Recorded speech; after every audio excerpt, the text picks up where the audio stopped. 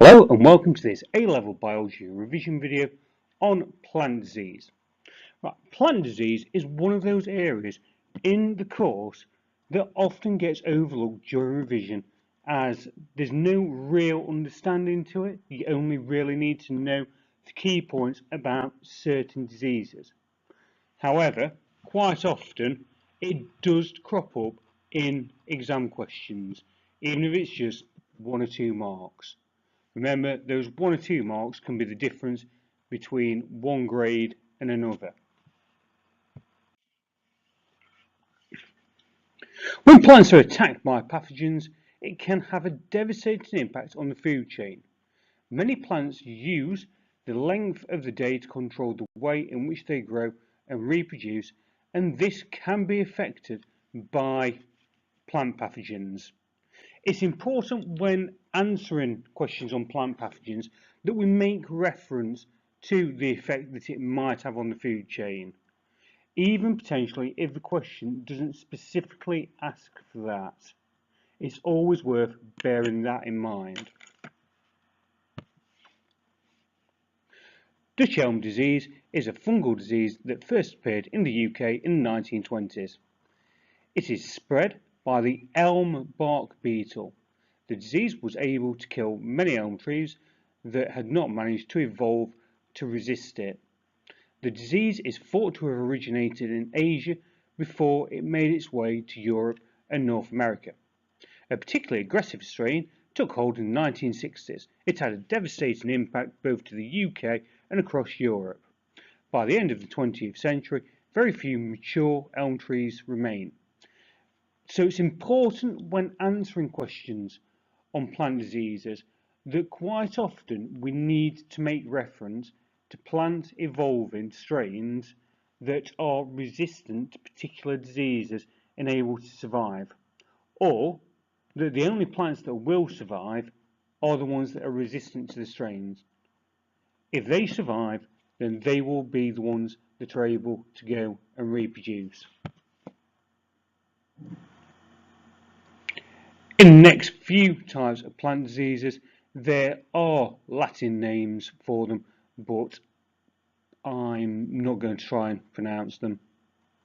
So ring rot is a bacterial disease of potatoes, tomatoes, and other vegetables caused by a gram-positive bacteria. It damages leaves, tubers, and fruit. It can destroy up to 80% of the crop, and there is no cure. Once bacterial ring rot infects a field, it cannot be used to grow potato on again for at least 2 years. So if a question comes up about the problems caused by ring rot, one of the major problems is that it means that the farmers will not be able to use a certain field for a long period of time. This is going to have an impact on the amount of produce that they can grow and the amount of produce that's available to enter the food chain.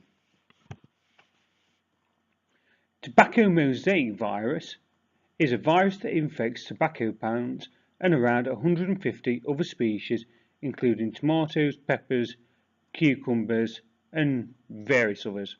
It damages the leaves, flowers, and fruit, stunting growth and reducing yields, and can lead to almost total crop loss.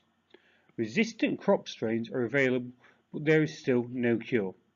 So it's important to remember when talking about tobacco mosaic virus, because it's damaging the leaves, make reference to the fact that it's going to affect the way or the ability of a plant to photosynthesize, which is what will cause the problem. Potato blight is caused by a fungus like protists. The hyphae penetrate the host cells, destroying leaves, tubers, and fruit, causing millions of pounds worth of loss each year. There is no cure, but resistant strains, careful management, and chemical treatments can reduce the infection risk. Because of the chemical treatment of potato blight, you might in an answer make reference, if it's asked, that chemical treatment can cause bioaccumulation of toxins in the food chain.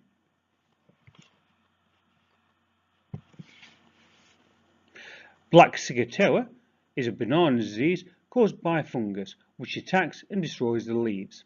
The hyphae penetrate and digest the cells, turning the leaves black. If the plants are affected, it can cause 50% reduction in yield. Resistant strains are being developed.